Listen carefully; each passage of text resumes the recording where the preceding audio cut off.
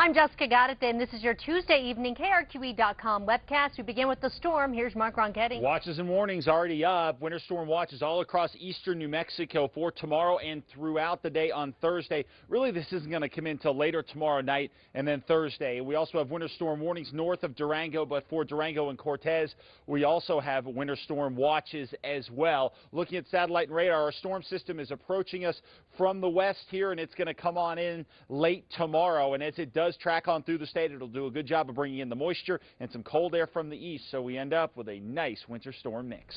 We now know the name of the last unidentified victim of the West Mesa serial killer. Just minutes ago, police announced the victim was identified by a North Texas lab as Jamie Barela. The 15-year-old girl vanished back in 2004 with her cousin Evelyn Salazar, who was also found buried. The two left a family gathering and were heading to a park near San Mateo and Gibson.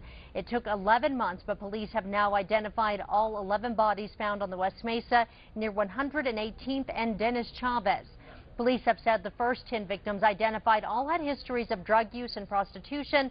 Police have not named any suspects, but say they have zeroed in on a few people and that they are sure the serial killer is still roaming the streets. An Isleta Pueblo spokesman says the teenage boy killed late yesterday by an Amtrak train was duck hunting along the Rio Grande with his brother.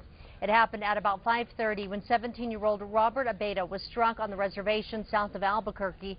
Robert and his 16-year-old brother Timothy were crossing a 200-foot railroad bridge across the river.